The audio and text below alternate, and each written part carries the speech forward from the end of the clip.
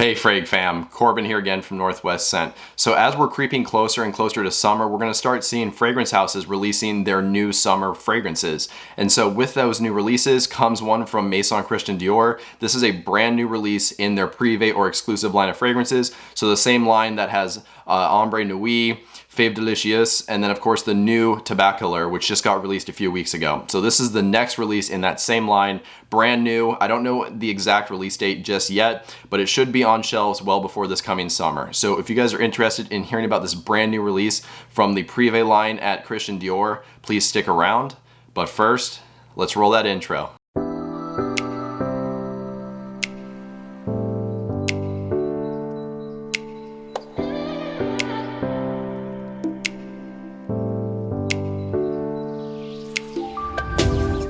All right, welcome back. So like I said, we're talking about the upcoming release from the house of Christian Dior. It's in their Privé line of fragrances. The name of the fragrance, it's right here. It's called Eden-Roc. So starting it right off with the basics of the fragrance, the classification is a floral sensual, and then the release year is this year, which is 2021.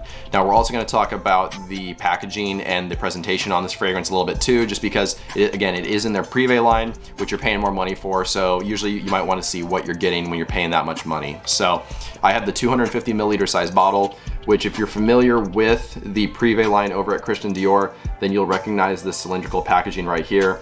It's honestly really simplistic, always just a white cylindrical box. You get the same label that you get on the bottle, which is right here with the name of the fragrance and then of course the name of the house. On the inside, it's just got a cylindrical cutout. It has a nice little kind of piece of felt that wraps around here just so the bottle sits in there nice and secure. And honestly, that's it for the packaging. As far as the bottle itself, it kind of matches the same sleek yet very elegant looking style. So again, you get the label here with the name of the fragrance and the name of the house. There's nothing else really going on the bottle itself. You do have your batch code down here on the bottom, which is etched into the rim at the bottom, but that's basically it. And then as far as the cap goes, it is magnetic and it is very snug. It's holding up this really large glass bottle, so you know it's a really good quality magnet. You of course get the Christian Dior logo on the top, and then here's the atomizer. It's a nice atomizer, just like all of the Dior atomizers. It's pressurized and it sprays a lot of juice and you can control how much you want to spray. So overall, the presentation is very sleek, simple, and elegant, which I really do enjoy these quite a bit. Okay, so now we're gonna move into the scent itself. Usually at this point, I would put the note breakdown somewhere on screen just so you guys could see it and see everything that's in here. Unfortunately, because this is an unreleased fragrance, Dior has not published the notes yet, so you can't find it anywhere online, at least at the filming of this video. Of course, in the future, they will have it out. But for you guys, I do have 6 notes that they kind of want us to pay attention to. So they gave us a very limited note breakdown. So at the top, there are salty notes and then mineral notes. In the mid, there is jasmine and then coconut. And then in the base, there is pine and then cistus labdanum. So again, 6 notes, although to me, when I do smell this, I do get a little bit more complexity than that. So I think there are some other notes in this fragrance. Now, moving over to the actual scent, when you first spray it on and even when you sniff the atomizer, there actually is a lot going on. It does have this complexity to it, which is really good for a summer fragrance, and I do appreciate that. So for me, front and center, I do get this kind of coconutty vibe, although it doesn't sit on that like really heavy creamy side or like that suntan lotion side, which I know some people do not like that particular style of coconut used in fragrance, but it's not on this light side either. It's kind of somewhere in the middle. So it does have this creaminess to it and it is detectable, but it's not an ultra subdued kind of watered down coconut at the same time. So for me, this isn't giving me any kind of suntan lotion vibes just because I think they've balanced out the coconut here really well. Also from the opening, some other dominant notes, I get this kind of citrusy vibe and it is a little bit of green at the same time. So I'm guessing it's like bergamot maybe. It could also be lemon and I'm just kind of detecting that greenness from the pine that's listed in the base. But again, I do get this kind of green citrusy touch in the opening. There's also kind of this wateriness to it or like this aquaticness. So they might have put some aquatic notes or sea notes in here and it is a little bit salty at the same time along with that. So I do get kind of this marine vibe blending with that green citrusiness. And then of course that kind of subdued coconutty that's a little bit on that creamy side. And there's also kind of this rock accord they have going here, which is really unique. And that might sound weird and hard to describe because of course rocks don't really have a smell to them. But when you smell this fragrance, you can almost envision like this like rock structure or like this castle.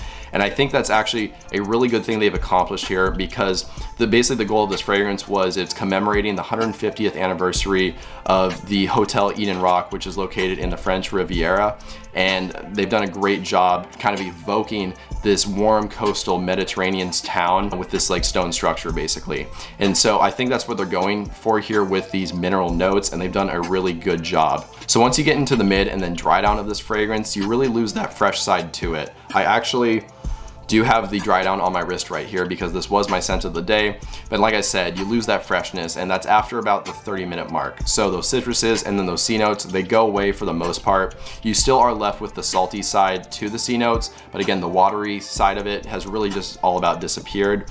You are also still getting that dominant coconut note, although for me it is a little bit stronger here. I think that's partially just because of the fact that you did lose those fresh notes in the opening, which were really sharp and dominant. The rocky mineral accord is still here as well, which I really do like. And I think as the fragrance warms up, that just kind of enriches this fragrance, and it really works with that mineral accord. The labdanum comes out as well, giving this a nice rich powdery side, and that jasmine shows itself as well here in the mid.